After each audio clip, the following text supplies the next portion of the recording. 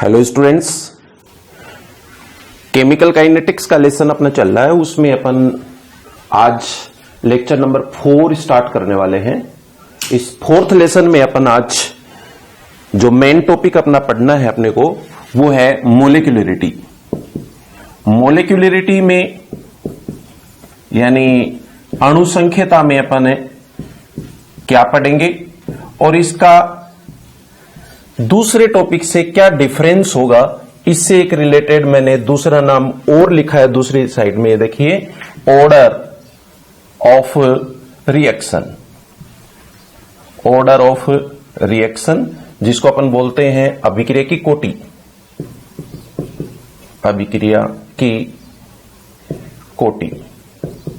पहले अपन इन दोनों टॉपिक्स को एज ए डिफरेंस के रूप में पढ़ेंगे, उसके बाद मेन टॉपिक अपना ये चलता जाएगा। ये टॉपिक अभी भी वो रेट ऑफ रिएक्शन का ही पार्ट है। रेट ऑफ रिएक्शन में अपने को ऑर्डर पढ़ना होता है, अभिक्रिया की कोटि पढ़नी होती है। तो चलिए अपन देखते हैं what is molecularity and what is order of reaction. मैं कोई एक रिएक्शन लिख दूं पहले। सपोज ए से प्रोडक्ट बना है, ए से उत्पाद बना है। तो इस रिएक्शन में आप देखेंगे यहां पर number of moles of reactant 1। कितने रिएक्टेंट दिखाई दे रहे हैं रिएक्शन में? कितने रिएक्टेंट पार्टिसिपेट कर रहे हैं? 1। तो इसके लिए मैंने एक बार नोट कर दिया कि इसकी मोलिक्यूलरिटी 1 है। अब सपोज मैंने इसी रिएक्शन में चेंज कर दिया A प्लस बी, तो आप इस रिएक्शन को देख करके बोलेंगे कि इस रिएक्शन में कितने रिएक्टेंट पार्टिसिपेट कर रहे हैं? बोलिए 2। तो इसकी मोलिक्यूलरिटी बन गई 2। मैंने इस रिएक्शन में फिर चेंज कर दिया, मैंने बोला A प्लस बी प्लस सी, तो आप बोलेंगे 1 2 3। The participating number of reactants are 3, so molecularity हो गई 3। अब स्टूडेंट्स क्या गलती करेंगे वो सुनिए। मान लो कि मैं इस रिएक्शन को लिखता हूं A plus B plus C plus D, तो जैसे अभी पीछे पढ़ के आ रहे हैं उसके अनुरूप कुछ स्टूडेंट बोलेंगे कि इस रिएक्शन की मोलिक्यूलरिटी 1 2 3 4। ये आंसर रॉन्ग हो गया है। तो फिर हम कैसे डिफाइन करें मोलिक्यूलरिटी को? इसके लिए अपने को कुछ एग्जांपल और ले लेने चाहिए, एक बार पता चल जाएगा। मैंने लिखा 2A is equals to product. यहां पर नंबर ऑफ रिएक्टेंट्स कितने हैं? 2। तो आप इसकी मोलिक्यूलरिटी अगर 2 बोलेंगे तो ये परफेक्ट आंसर नहीं है। आंसर क्या होगा? इसके लिए अपने को ये लाइन सीखनी जरूरी है। अब इसकी डेफिनेशन आ रही है, अब इसका मीनिंग आ रहा है। वो मीनिंग क्या है? इन एन एलिमेंट्री स्टेप, सबसे पहले ये लाइन याद रहनी चाहिए।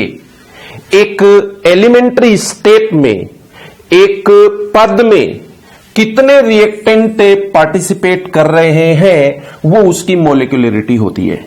जैसे आपने कोई एक रिएक्शन ली है, इस रिएक्शन में 3A plus 4B is equals to product, तो आप ऐसे मत बोलिए कि इस रिएक्शन की मोलिक्यूलरिटी 7 है, 3A प्लस 4B 7 हो गया। नो, ये रॉन्ग है। इसकी मोलिक्यूलरिटी 7 नहीं है। तो फिर कितनी होगी इस रिएक्शन की? अब नीचे मैकेनिज्म लिखी जाएगी। मैकेनिज्म में अलग अलग स्टेप्स होंगे। Step first, step second, step third, ऐसे लिखे जाएंगे। कोई फास्ट होगा, कोई स्लो होगा, कैसा भी स्टेप हो जाए, प्रत्येक स्टेप की अपनी अपनी एक मोलिक्यूलरिटी होती है, अणुसंख्यता होती है। स्टूडेंट्स, ये गलती नहीं हो, आपको याद रखना है कि मोलिक्यूलरिटी प्रत्येक स्टेप की होती है। एलिमेंट्री स्टेप में हमें मोलिक्यूलरिटी बतानी होती है। इस स्टेप में कितने रिएक्टेंट पार्टिसिपेट कर रहे हैं। इसमें कितने कर रहे हैं, इसमें कितने कर रहे हैं। प्रत्येक स्टेप की अपनी अपनी एक संख्या होती है कि इस स्टेप में इतने क्रियाकारक भाग ले रहे हैं, इसमें इतने क्रियाकारक भाग ले रहे हैं। जितने स्टेप हैं उन सब की अपनी अपनी अलग अलग मोलिकुलरिटी होती है। तो फिर हम बोलेंगे कि मोलिकुलरिटी 4 क्यों नहीं हुई। हम बोलेंगे क्योंकि जब भी मैकेनिज्म लिखी जाती है तो उसमें रिएक्टेंट जब आपस में कोलिजन्स करते हैं, टक्कर करते हैं, तो उसमें एक रिएक्टेंट दूसरे रिएक्टेंट के आमने सामने होता है। इसलिए याद रखिए कि रिएक्शन की मोलिकुलरिटी मैक्सिमम अपन कितनी नोट करें, 3 नोट करें। इसलिए मोलिकुलरिटी की जब बात आती है तो मोलिकुलरिटी का आंसर कितना हो सकता है, 1, 2 या 3। लेकिन कभी भी आप ये गलती नहीं करें, जैसे मैंने लिखा ए से प्रोडक्ट बनाए, ए से प्रोडक्ट बनाए, कितने रिएक्टेंट हैं, बोलो 1। मैं ऐसे कह सकता हूं क्या कि इस रिएक्शन में पार्टिसिपेट करने वाले रिएक्टेंट्स की संख्या 0 है। नो, 0 कैसे है, 1 है।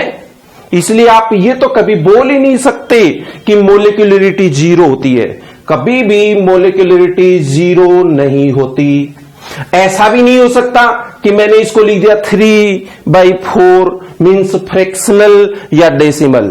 कभी भी मोलिकुलरिटी दशमलव में नहीं होती, फ्रैक्शनल नहीं होती। मोलिकुलरिटी कभी भी डेसिमल में नहीं होती, दशमलव में नहीं होती, भिन्नात्मक नहीं होती, 0 नहीं होती, ऋणात्मक नहीं होती, नेगेटिव नहीं होती है। तो कितनी होती है मोलिकुलरिटी? सदैव पूर्णांक संख्या है 0 को छोड़कर। कितनी कितनी हो सकती है, 1, 2 और 3, ये होती है मोलिकुलरिटी। मोलिकुलरिटी किसी भी रिएक्शन को देख करके बताई जा सकती है। किसी भी रिएक्शन में हमें पता चल जाएगा कि यहां पर कितने रिएक्टेंट पार्टिसिपेट कर रहे हैं, बोलिए 2।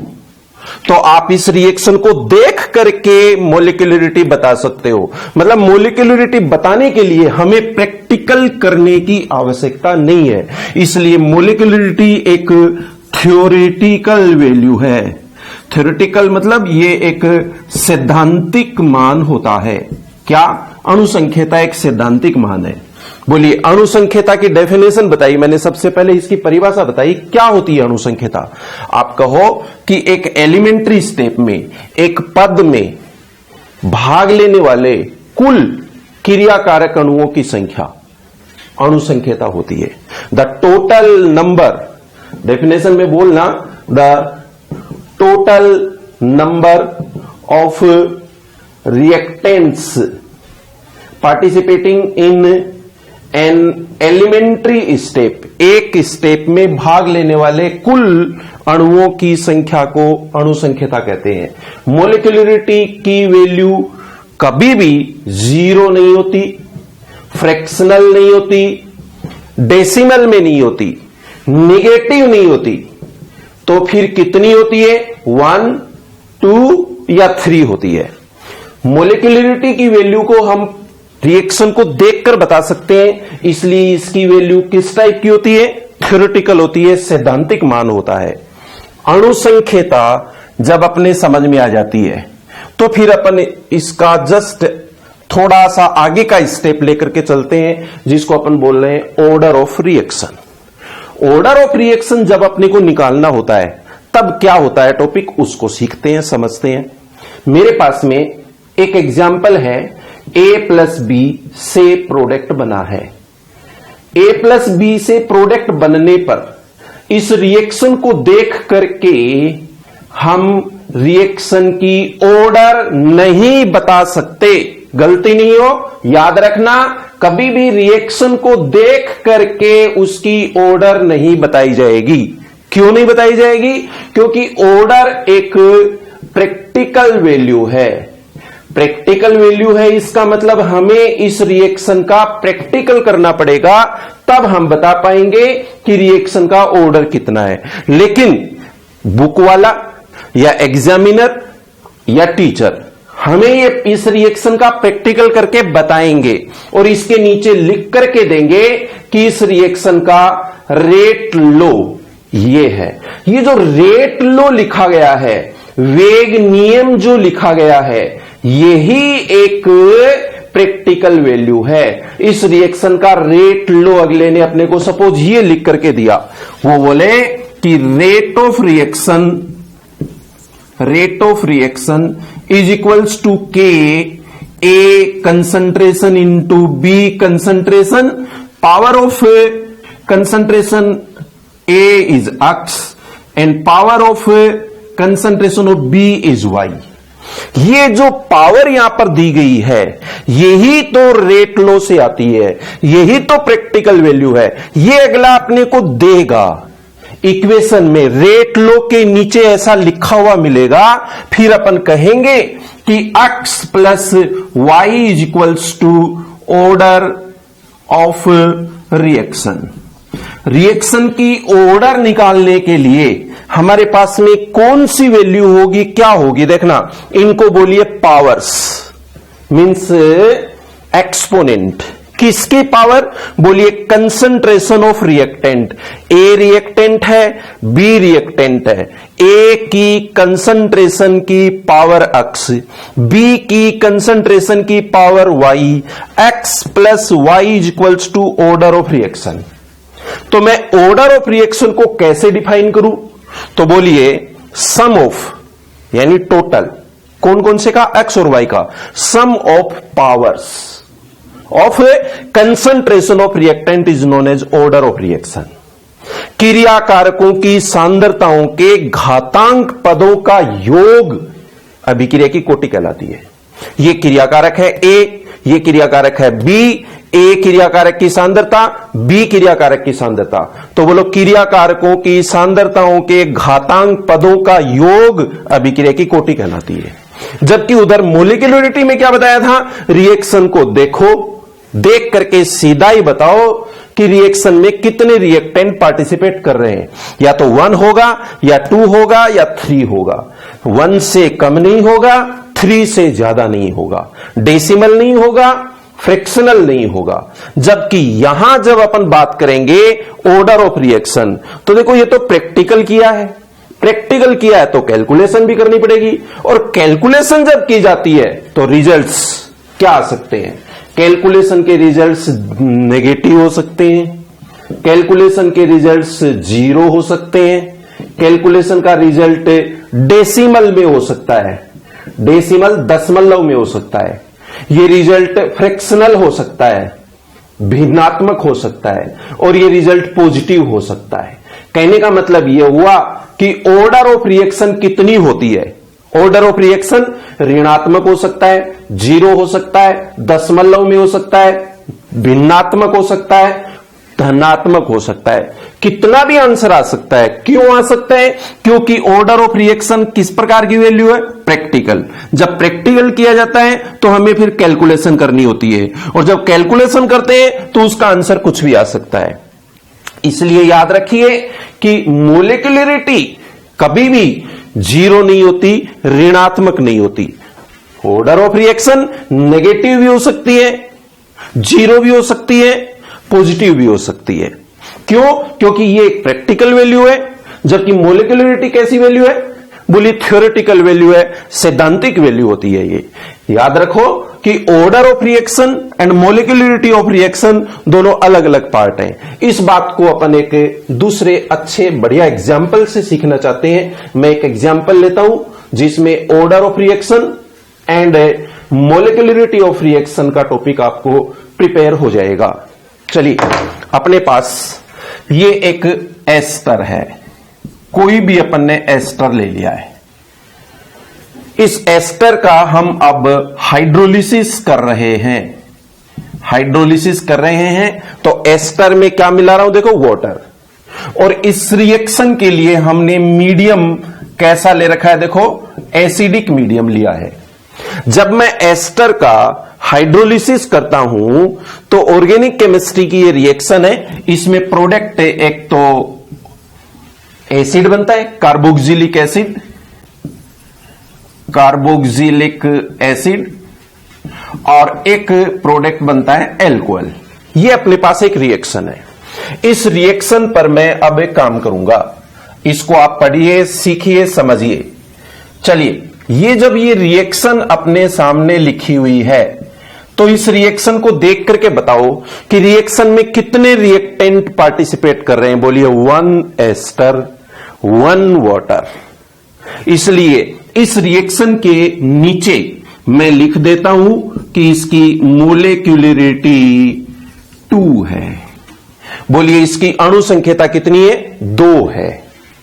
जब अपने पास में मोलिक्युलरिटी तो अपन किसी भी रिएक्शन को देख करके बता सकते हैं ना, तो इसको देखा अपन ने 1 और 2, मोलिक्युलरिटी आ गई 2। लेकिन जब अपने को इसका ऑर्डर बताना हो, जब हम इसका ऑर्डर बताएंगे, ऑर्डर ऑफ रिएक्शन, इसके लिए हमें प्रैक्टिकल करना पड़ेगा।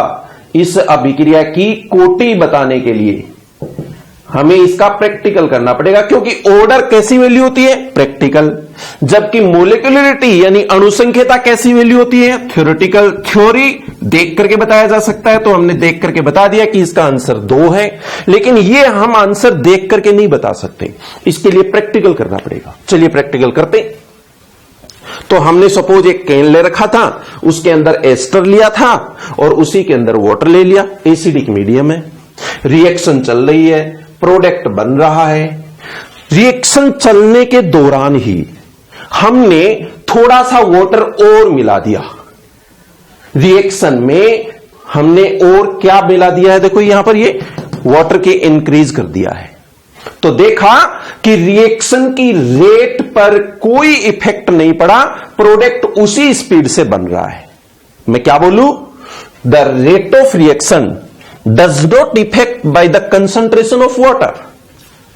अब मैं थोड़ा चेंज करता हूं इसकी कंसंट्रेशन में।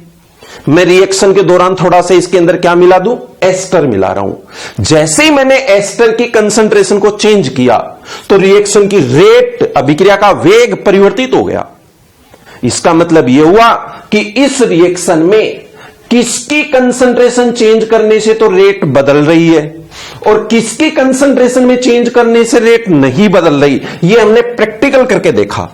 इस प्रैक्टिकल का जो आंसर होता है वो सदैव रेट लॉ से आता है। रेट लॉ यानी वेग नियम लिखना पड़ता है। यह वेग नियम हम सीधा ऐसे नहीं लिख सकते, यह एक प्रैक्टिकल वैल्यू होती है। तो इस रिएक्शन के लिए मैंने प्रैक्टिकल लिखा कि रेट ऑफ रिएक्शन, अभिक्रिया का वेग, यहां निर्भर करता है किसकी कंसंट्रेशन पर? बोलो एस्टर की कंसंट्रेशन पर। किसकी कंसंट्रेशन पर निर्भर नहीं करता? बोलो वाटर की कंसंट्रेशन पर। इसलिए मैं कहूंगा कि वाटर की कंसंट्रेशन की पावर तो है 0। यहां देखिए रेट पर, इस पर डिपेंड नहीं कर रही है। और एस्टर की कंसंट्रेशन कितनी पावर है? बोलो 1। तो आप इसको बोलिए कि ऑर्डर ऑफ रिएक्शन, अभिक्रिया की कोटि कितनी हो गई? 1 + 0। बोलिए 1। देखो ऑर्डर, मोलिक्युलरिटी तो कितना आया था? 2। और इस रिएक्शन का ऑर्डर कितना आया है? 1। जब किसी रिएक्शन की ऑर्डर और मोलिक्युलरिटी बराबर नहीं है, अलग अलग है, तो उस रिएक्शन को बोलते हैं स्यूडो रिएक्शन। जब ऑर्डर 1 है और मोलिक्युलरिटी 2 है तो फिर इसको बोला जाता है स्यूडो यूनिमोलेक्युलर रिएक्शन। मैं इस रिएक्शन का नाम दे सकता हूं स्यूडो यूनिमोलेक्युलर रिएक्शन। हिंदी में इसको बोलते हैं छदम एकाणुक अभिक्रिया। यह बहुत अच्छा एग्जाम्पल बन गया है। यह बोर्ड एग्जाम का क्वेश्चन भी बन गया अपने आप में। याद रखना, जब यह क्वेश्चन आता है सपोज, तो आप रिएक्शन के साथ में इसकी मोलिक्युलरिटी बताओ और इसकी ऑर्डर बताओ। ऑर्डर और मोलिक्युलरिटी दोनों बताने से यह क्वेश्चन पूरा अपने आप में तैयार हो जाएगा। अपन इससे जस्ट आगे एक टॉपिक और प्रिपेयर करेंगे। यह ऑर्डर ऑफ रिएक्शन का टॉपिक जो है ना डिटेल से चलता जाएगा।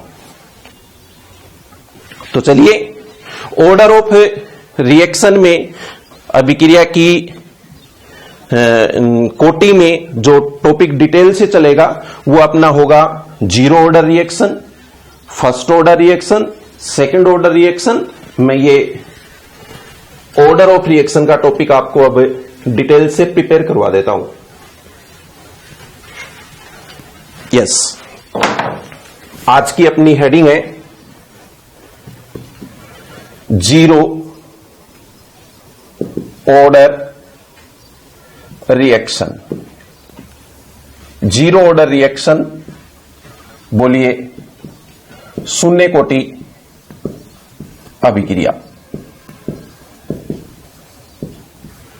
जीरो ऑर्डर रिएक्शन का हमें सबसे पहले मीनिंग आना चाहिए, इसकी परिभाषा आनी चाहिए।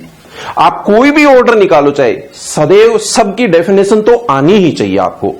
तो जीरो ऑर्डर रिएक्शन की डेफिनेशन मैं एक बार आपको लर्न करवा दूं, पढ़ा दूं, समझा दूं। सपोज ए से देखो ये प्रोडक्ट बन रहा है, ए से प्रोडक्ट बन रहा है। अब रिएक्शन को देख करके आप नहीं बता सकते कि इसकी ऑर्डर कितनी है। हमेशा रिएक्शन के लिए हमें क्या लिखनी पड़ती है? रेट लो लिखना पड़ता है। रेट लो लिखा, इसका मतलब आपने इसका प्रैक्टिकल कर लिया है। और प्रैक्टिकल का जो आंसर आया वो ये था कि rate of reaction is equals to k A concentration की पावर 0। क्या बोलूं मैं यहां पर? मैं ये बोलूं कि यहां रिएक्टेंट की कंसंट्रेशन पर रेट डिपेंड नहीं कर रही है, इसलिए यहां पावर कितनी आ रही है? बोलिए ऑर्डर ऑफ रिएक्शन कितना आ रहा है? 0 आ रहा है। यही जीरो ऑर्डर रिएक्शन की डेफिनेशन होती है। तो मैं दो तरीके से इसकी डेफिनेशन बता सकता हूं। दो तरीके से कैसे? पहले तो आप ये बोलिए sum of exponents of concentration of reactant is 0। क्रियाकारकों की सांद्रताओं के घातांक पदों का योग 0 है। मान लो कि मेरे पास में एक रिएक्टेंट और है, A प्लस बी। अब मैं दोनों रिएक्टेंट लिखूंगा, यहां पर A भी लिखूंगा और B भी लिखूंगा। जब A की पावर भी 0 हो और B की पावर भी 0 हो तो ऑर्डर ऑफ रिएक्शन कितना हुआ? 0। तो बोलिए क्रियाकारकों की सांद्रताओं के घातांक पदों का योग 0 है। The sum of exponents of reactant is 0। बोलो डेफिनेशन में, फर्स्ट डेफिनेशन में पॉइंट बन गया है sum of powers of concentration of reactant is 0। Hindi में बोलूं, बोलो पावर्स यानी घात किसकी? क्रियाकारकों की सांद्रताओं की घात। क्रियाकारकों की सांद्रताओं की घातों का योग कितना है? 0 है। जब क्रियाकारकों की सांद्रताओं के घातांक पदों का योग 0 होता है तो वो जीरो ऑर्डर रिएक्शन होती है। इसकी दूसरी डेफिनेशन भी लिख सकते हो आप ये कह सकते हो किसी भी क्रियाकारक की सांद्रता पर वेग निर्भर नहीं करता है। ए पर भी निर्भर नहीं कर रहा, बी पर भी निर्भर नहीं कर रहा। रिएक्शन के दौरान चाहे आप ए की कंसंट्रेशन को बढ़ाओ, चाहे बी की कंसंट्रेशन को बढ़ाओ, रेट पर कोई इफेक्ट नहीं पड़ रहा है। अभिक्रिया वेग परिवर्तित नहीं होता है। ए और बी दोनों ही अभिक्रिया के वेग को परिवर्तित नहीं करते हैं। तो बोलो जब अभिक्रिया का वेग किसी भी सांद्रता पर निर्भर नहीं करता है तो क्या बोलेंगे उसको? Zero order reaction. मान लो कि थोड़ी देर बाद में मैं फर्स्ट ऑर्डर रिएक्शन शुरू करूंगा तो डेफिनेशन क्या बनेगी? बोल देना कि क्रियाकारकों की घातांक पदों का योग 1 होता है और कहना कि अभिक्रिया का वेग एक अणु की सांद्रता पर निर्भर करता है। चलिए मुझे सेकंड ऑर्डर रिएक्शन की डेफिनेशन चाहिए, तो बोलो सेकंड ऑर्डर में क्या बनेगा? The sum of powers of concentration of reactant is 2। मतलब है दो अणुओं की सांद्रता पर वेग निर्भर करता है। और जब किसी भी अणु की सांद्रता पर वेग निर्भर नहीं करता तो जीरो ऑर्डर। बोलिए the sum of exponents of concentration of reactant is 0, then zero order reaction. ये मैंने जीरो ऑर्डर रिएक्शन की परिभाषा बना दी है, डेफिनेशन बना दी है। इस डेफिनेशन के साथ अब हमें अगला जो स्टेप लेना है वो देखना, derivation of rate constant of zero order reaction. Rate constant के का डेरिवेशन करना है जीरो ऑर्डर रिएक्शन के लिए। इंटीग्रेशन से डेरिवेशन करना, integrated rate constant. Rate constant बोलो अभिक्रिया वेग नियतांक का व्युत्पन्न करेंगे अपन। तो इसके लिए सपोज आपके पास कोई एक रिएक्शन है, कौन सी? ए से प्रोडक्ट बना है। अब मैं इस रिएक्शन पर आपसे ही पूछूं कि इनिशियल रेट पड़ा है क्या? इनिशियल कंसंट्रेशन अपन ने एक बार इसकी मान ली सपोज ए, तो अभी प्रोडक्ट कितना बना? बोलो 0। और जब मैं इक्विलिब्रियम यानी प्रैक्टिकल टाइम की बात करूं तो ए माइनस एक्स, तो प्रोडक्ट कितना नोट कर दूं? एक्स। इस बात को देखते हुए मैंने इस पर रेट लो अप्लाई कर दिया, अकॉर्डिंग टू रेट लो। तो रेट लो से हम इस रिएक्शन को कैसे लिखेंगे? बोलिए, rate of reaction is directly proportional to concentration of reactant, concentration of reactant A. अब कितनी कंसंट्रेशन है इक्विलिब्रियम पर? बोलो ए माइनस एक्स, इसलिए इसकी जगह पे लिखा जाएगा ए माइनस एक्स। कौन सा ऑर्डर चल रहा है? बोलो 0 ऑर्डर चल रहा है, इसलिए पावर कितनी आएगी? 0 आएगी। तो फिर इसको कैसे लिखा जा सकता है? बोलिए, rate is equals to k A minus x की पावर 0। जब पावर 0 होती है तो वैल्यू कितनी हो गई? बोलिए 1। तो फिर इसको कैसे लिख सकते हैं अपन? बोलिए, रेट इज इक्वल्स टू के। हम 0 ऑर्डर रिएक्शन के लिए रेट इज इक्वल्स टू के लिख सकते हैं। रेट कैसे लिखी जाती है? बोलो, dx upon dt is equals to k. या फिर इस इक्वेशन को कैसे लिख सकते हैं? बोलो, dx is equals to k into dt on integration, समाकलन करने पर। तो इसका इंटीग्रेशन किया हमने, dx is equals to k into dt। इसका इंटीग्रेशन क्या आएगा? बोलिए, x is equals to k t, x is equals to k t plus c. यहां जो आप c देख रहे हैं ना, ये क्या है? बोलो, इंटीग्रेशन कांस्टेंट। यहां c क्या है? इंटीग्रेशन कांस्टेंट है। तो फिर हमें इस c की वैल्यू निकालनी चाहिए। हम c की वैल्यू निकाल सकते हैं। आपने पहले से पढ़ रखा है कि जब t इज इक्वल टू 0 था, इनिशियल रेट का मतलब बताओ, t is equal to 0 time पर x is equal to 0 product था। ये वैल्यू आप इनिशियल रेट के लिए बोलते हैं। तो देखना, t 0 x 0, तो फिर c की वैल्यू कितनी होगी? बोलिए, c की वैल्यू 0 हो गई। तो इस इक्वेशन में जब आप c की वैल्यू 0 करेंगे तो आप क्या नोट करेंगे? इसको बोलिए, बोलो, फ्रॉम इक्वेशन फर्स्ट वाली इक्वेशन में c की वैल्यू को 0 करो, तो बोलो x is equals to k t. x equal to k T आ गया और हमें डेरिवेशन किसका करना था? बोलो, k का। तो k इज इक्वल्स टू क्या लिखा जा सकता है? बोलिए, k is equals to x upon t. जो स्टूडेंट ये इक्वेशन याद रखेगा, इसका मतलब है 0 ऑर्डर रिएक्शन के लिए उनको रेट कांस्टेंट k की वैल्यू याद है। k is equals to x upon t तक का टॉपिक अपन ने प्रिपेयर कर लिया है। ये 0 ऑर्डर रिएक्शन चल रही है जिसमें 2 क्वेश्चन आपने पढ़े अभी तक के। बोलिए, definition and derivation of rate constant. मैं इससे थोड़ा और आगे चलता हूं। यहां k की वैल्यू तक टॉपिक प्रिपेयर हो चुका है। k रेट कांस्टेंट, इसको यहां नोट कर देता हूं, k is equals to x upon t. Yes, अब अपन नेक्स्ट टॉपिक ले रहे हैं। इसी में टॉपिक यही चल रहा है, 0 ऑर्डर ही। 0 ऑर्डर की डेफिनेशन, 0 ऑर्डर के लिए k का डेरिवेशन।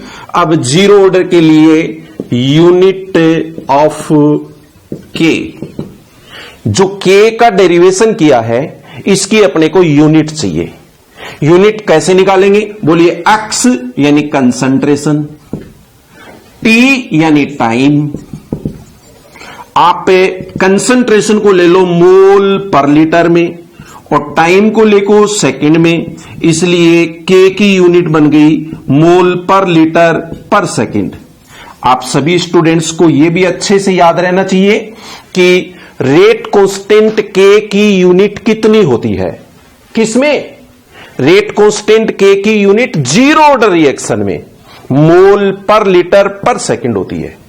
आप 3 क्वेश्चन यहां पर तैयार कर चुके हैं जीरो ऑर्डर में, और अब नेक्स्ट 4th क्वेश्चन पर चलते हैं अपन। हाफ लाइफ, हाफ लाइफ, ये हाफ लाइफ का जो क्वेश्चन है अर्ध आयु, यहां कुछ स्टूडेंट कंफ्यूज होते हैं। ये कंफ्यूजन नहीं रहे इसके लिए स्लो पढ़िए, थोड़ा धीरे पढ़िए, अच्छे से समझने की कोशिश करिए। टी हाफ का सिंबल, ये देखो अर्ध आयु हाफ लाइफ, इसको टी हाफ से लिखा जाता है टी 1/2। ये हमें इस जीरो ऑर्डर में पढ़ना है, फर्स्ट ऑर्डर में पढ़ना है, सेकंड ऑर्डर में पढ़ना है, nth ऑर्डर में पढ़ना है, सब जगह पे अपने को हाफ लाइफ की जरूरत है। तो सबसे पहले आप सबको यह पता रहना चाहिए कि हाफ लाइफ क्या होता है, हाफ लाइफ किसको बोलते हैं, अर्ध आयु किसको बोलते हैं। चलिए मैं इस एग्जांपल से देता हूं। सपोज ये आपके पास में एक रिएक्टेंट है, ये रिएक्टेंट रिएक्शन में पार्टिसिपेट करने वाला है, प्रोडक्ट बनाएगा, ये उत्पाद बनाएगा, ठीक है। तो चलिए, ये जैसे ही रिएक्शन में पार्टिसिपेट करता है, अभिक्रिया में भाग लेता है, माना इसका 50% पार्ट, इसका आधा भाग प्रोडक्ट में बदल गया, ये तो कितना शेष बच गया? आधा। 50% किस में बदल गया? प्रोडक्ट में, और 50% अभी शेष है। जब किसी रिएक्टेंट की इनिशियल कंसंट्रेशन का 50% प्रोडक्ट में कन्वर्ट हो जाता है, तो अब टाइम तो लगा है, उस टाइम को बोलते हैं half life. Half life is that time in which the initial concentration 50% initial concentration convert into product. अर्ध आयु वह समय होता है जिसमें क्रिया कारक की आधी सांद्रता उत्पाद में बदल जाती है। एक बार फिर समझ लो कि यह आपके पास में एक रिएक्टेंट है, यह रिएक्टेंट प्रोडक्ट में बदलना चाहता है, 50% तो प्रोडक्ट में बदल चुका है। तो 50% जब यह प्रोडक्ट में कन्वर्ट हुआ तो लगने वाले समय को अर्ध आयु कहते हैं, जिसको अपन ने मैथमेटिकल या फॉर्मूले के रूप में कैसे लिख सकते हैं। देखो, यह है अपने पास में प्रोडक्ट्स, और यह है अपने पास में इनिशियल कंसंट्रेशन। इनिशियल कंसंट्रेशन हमेशा किससे लिखी जाएगी? ए से। जब अपने डेरिवेशन किया था तो शुरुआत में इनिशियल कंसंट्रेशन ए लिखी थी। इनिशियल कंसंट्रेशन का आधा भाग, बोलिए A/2, किस में बदल गया है? प्रोडक्ट में। प्रोडक्ट किससे दर्शा रहे अपन? x से। तो बोलिए x इज टू A/2 जब हो जाता है तो उसी को हम क्या बोलते हैं? Half life. At t half x is to A/2 को हाफ लाइफ बोलते हैं। यही बात हमें अप्लाई करनी है किसमें? जीरो ऑर्डर में। ये तो हाफ लाइफ के लिए मीनिंग होता है, डेफिनेशन होती है। तो अब ये बात किसमें अप्लाई कर दूं? For zero order reaction. Zero order reaction हो, चाहे फर्स्ट ऑर्डर रिएक्शन हो, सेकंड ऑर्डर हो, nth ऑर्डर हो, सब में ही हाफ लाइफ लगेगा। तो जीरो ऑर्डर रिएक्शन में x की वैल्यू कैसे सेट करनी है उसको सीखिए। फ्रॉम इक्वेशन नंबर 2, आपके पास ये इक्वेशन नंबर 2 थी, इससे मैं क्या लिख सकता हूं? बोलिए t is equals to x/k। t को यहां शिफ्ट कर दिया तो t is equals to x/k from equation number 2। सबके समझ में आया होगा यहां तक? t को इतना लिखते हैं, तो मैं जब t को t हाफ लिखता हूं तो उस समय x को क्या लिखूं? देखो, जब t को मैंने t हाफ लिख दिया है तो x की जगह पे लिखूं 2A/2 इंटू k। x की जगह पे लिख दिया A/2। आप इस इक्वेशन को देखो, और बोलो कि यहां A इनिशियल कंसंट्रेशन है, 2 कांस्टेंट है, K कांस्टेंट है, इसलिए इक्वेशन का रिजल्ट आ गया T half is directly proportional to A। आप सभी मेरे साथ में रिपीट करें, T हाफ क्या है? बोलिए half life of zero order reaction. यहां T हाफ क्या है फिर से बताइए? शून्य कोटि अभिक्रिया की अर्ध आयु है। और A क्या है? A क्रिया कारक की प्रारंभिक सांद्रता, इनिशियल कंसंट्रेशन ऑफ रिएक्टेंट है। तो फिर यहां रिजल्ट क्या आया? बोलिए half life of zero order reaction, half life of zero order reaction is directly proportional to initial concentration of reactant. ये इनिशियल कंसंट्रेशन है, क्रियाकारकों की प्रारंभिक सांद्रता, और ये जीरो ऑर्डर रिएक्शन की हाफ लाइफ है। तो बोलो half life of zero order reaction is directly proportional to concentration of initial concentration of reactant. मैं समझता हूं शायद अभी जीरो ऑर्डर रिएक्शन की डेफिनेशन हो गई है, इसका डेरिवेशन हो गया है, इसकी यूनिट तैयार हो गई है, हाफ लाइफ तैयार हो गई है, और अब छोटे छोटे 2 क्वेश्चन हो रहे हैं इसमें, बस 2-3 मिनट लगेंगी, उसके बाद अपन लेक्चर नंबर 5 ही पढ़ेंगे सीधा। यहां एक बार फिर से बता दूं मैं कि जीरो ऑर्डर रिएक्शन चल रही है। इस जीरो ऑर्डर रिएक्शन में छोटा सा एक क्वेश्चन आपको प्रिपेयर करवाऊं, graph between A concentration and A time. आपको जीरो ऑर्डर रिएक्शन के लिए यह ग्राफ पढ़ना है। तो देखो कहां कहां है कंसंट्रेशन, कहां है ये रही, टाइम कहां है ये रहा। तो आप इस इक्वेशन को कैसे लिख सकते हैं? फ्रॉम ए इक्वेशन 2 बोलिए x is equals to KT। आप एक साइड में तो x ले लो, ये देखो एक साइड में तो x ले लिया कंसंट्रेशन, और एक साइड में क्या ले लो? T यानी टाइम। तो x is directly proportional to T, इसलिए कैसी लाइन आएगी? स्ट्रेट लाइन आएगी। ये सीधी लाइन आती है जिसका स्लोप यानी जिसका ढाल किसके बराबर आता है? K के बराबर आता है। मैं समझता हूं शायद सभी स्टूडेंट्स को जीरो ऑर्डर रिएक्शन के लिए ग्राफ बनाना आता होगा x और t के बीच, x और t के बीच। ये कंसंट्रेशन है और ये टाइम है। एक सीधी रेखा प्राप्त होती है जिसका ढाल किसके बराबर बचता है? K के बराबर। और अब एक लास्ट क्वेश्चन, ये जीरो ऑर्डर का टॉपिक कंप्लीट हो जाएगा। लास्ट क्वेश्चन है कि कोई एक एग्जाम्पल दीजिए जीरो ऑर्डर रिएक्शन के लिए, जिससे हमें पता चल जाए कि ऐसे रिएक्शन लिखी जाती है जीरो ऑर्डर की। तो जीरो ऑर्डर रिएक्शन के लिए मैंने एक एग्जाम्पल लिया, H2 प्लस Cl2 से 2HCl तभी बनेगा जब लाइट की प्रेजेंस हो। कंसंट्रेशन ऑफ H2 और कंसंट्रेशन ऑफ Cl2 इस रिएक्शन में रेट को अफेक्ट नहीं करती है। इस अभिक्रिया का वेग नहीं बदलेगा यदि आप H2 और Cl2 की कंसंट्रेशन में चेंज करते हैं। तो आप रेट लो लिखिए, इसका रेट लो लिखूं, बोलिए rate of reaction is equals to K H2 और Cl2 की कंसंट्रेशन पर रेट डिपेंड नहीं करती है। पावर देखो कितनी है? 0 तो ऑर्डर ऑफ रिएक्शन हो गई है 0। मैं समझता हूं शायद आप सबके जीरो ऑर्डर रिएक्शन तक का टॉपिक प्रिपेयर हो गया होगा। अगले लेसन में पढ़ेंगे अपन फर्स्ट ऑर्डर रिएक्शन।